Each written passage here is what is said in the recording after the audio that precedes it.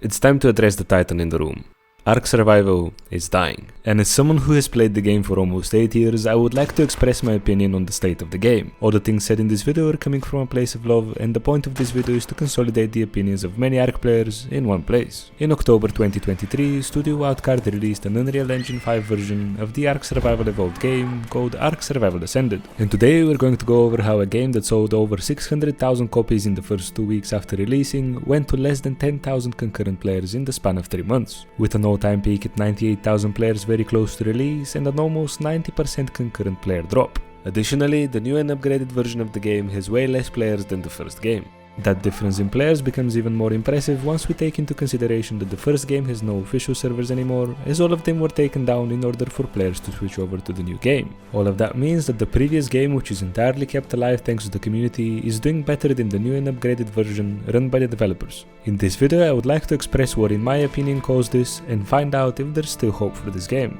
ARK has always had plenty of issues, but the main ones that I'll be covering in this video are overall game balance and content, enforcement and cheaters, breaking things that were previously not broken, and the incompetent leadership of Studio Wildcard and how unofficial servers are doing a better job. Starting with the overall game balance and content, as soon as I found out about ASA and what the concept was, I was not a huge fan. Marginally improving some things in a game would not result in the whole community jumping over to ASA. And so, for me, ASA was a bad move as it split the ARK community. With the island being the only map that was released with ASA, I was sure that the initial excitement would wash away quickly and people would realize that they paid $40 for a slightly better looking version of something that they experienced years ago. The other selling point of ASA was the fresh official servers that would be released with the game. ARK players have been begging for an official server wipe for years, and we finally somewhat got that with ASA. Unfortunately, that was quickly ruined by the insane amount of cheaters and tribes that were breaking the rules. These two things will never disappear, and the only thing that is supposed to mitigate their effect is Wildcard's enforcement. But with ticket response times taking between 5 days and 4 weeks, the action taken against tribes is either coming too late or not coming at all. That is the same company that just before the release of the game was incentivizing the players to report cheaters via a bounty program. This leads me on to the next issue, which is Wildcard breaking things that were previously not broken. The biggest one for me here is foot PvP. A new character system was introduced with ARK Survival Ascended, and it was supposed to be next gen. Well, I'm not sure how that system passed QA, but it's a huge downgrade from what we had in Survival Evolved. The new characters move in a weird way, have horrible hitboxes, and are smaller than grass and bushes. On top of all that, the third-person camera smoothing ruins the experience for PC players, as it is basically impossible to aim. All these issues were not present in Survival Evolved, and ground PvP was skill-based and satisfying. Don't get me wrong, it was not perfect, but what we have now is a downgrade in every aspect. This leads me on to the next issue, which is the incompetent leadership of Studio Wildcard and how unofficial servers are doing a better job at running this game. In Survival Evolved, prior to 2019, most PvP players played official servers and were suffering from the same issues that are present today: cheaters, exploiters, and a slow and corrupt enforcement. In 2019, that all changed as unofficial servers such as MTS emerged in the ARK scene and many PvP players found a new and safe home. MTS had a small group of people behind it, but they showed how ARK servers are supposed to be run. With quick PvP balance changes, good enforcement and wipe cycles, MTS quickly became the benchmark for ARK PvP and unofficial servers. All of that goes to show that a small group of people with limited resources can do a better job at running ARK servers than the developers themselves. This is once again showcased by the Steam chart numbers. At the top we have ARK Survival Evolved, which is currently a game with community servers only, yet it has more than double the players of ARK Survival Ascended, which is the current focus of Studio Wildcard. Everything said so far begs the question, is there still hope for ARK? The short answer is yes. There are two possible success scenarios for ARK. The first one is very unlikely, as it requires Studio Wildcard to start listening to its community after 8 long years. The ARK game has always been known to have extremely long-lasting issues that either take 4 years to get fixed or get completely ignored and even transferred to the next game. For example, a thing that I find extremely crazy is the everlasting presence of INI. INI players got an upgrade with ASA because they don't have to modify game files anymore. All of that could be done through the in-game console, and we have to give credit where credit is due. Most of the commands have recently been removed, and that is a huge move in the right direction. But how many years did it take for that to happen? Studio Wildcard needs to put its head down and fix the major issues in both PvP and PvE, as well as increase enforcement capacity. This, combined with frequent map and content releases, is the recipe for the success of ARK. And a good way for this to become sustainable is for Studio Wildcard to add microtransactions.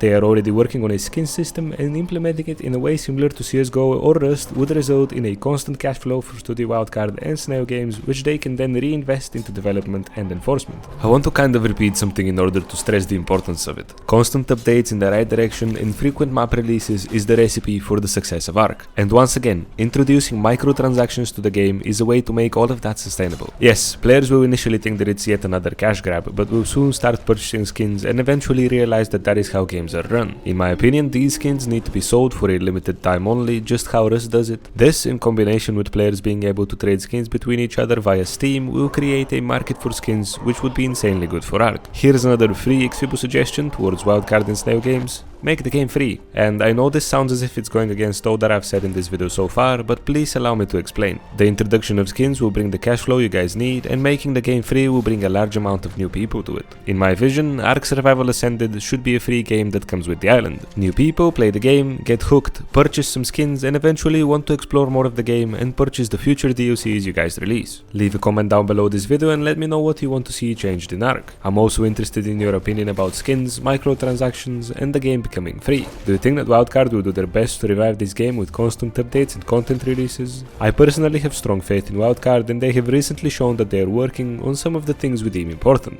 Despite that, I want to explore all options when it comes to the future of this game, and this leads me to the second and more likely success scenario for ARK, and that is for the community to once again take over and modify the game on its own. In the past, unofficial server owners have shown that they can run ARK servers that allow for a fair and competitive environment. They have small teams of developers and community managers that make mods and changes that result in a better ARK experience for all. The truth is that there is hope for our favorite game. And lastly, I have two messages. The first one is for the community server owners. We need you more than ever, and we need you to once again get your teams together and make this game great. And my last message is for the ARK player that just wants to have fun. I urge all of you guys to join a couple of unofficial server discords and interact there. Tell people what changes you would like to see and what will bring you back into the game. I'll have my personal preference, MTS, linked down below. In that discord you can express what you want to see changed in ARK, and if your change is deemed good by the community, I can assure you it's gonna make its way into future seasons. With all of that out of the way, I would like to say that I will try to work on both success scenarios.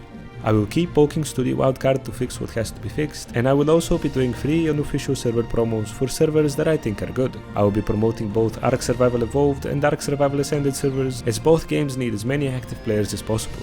So, if you're an unofficial server owner, leave a comment on this video, DM me on Twitter or Discord, and we can get the ball rolling.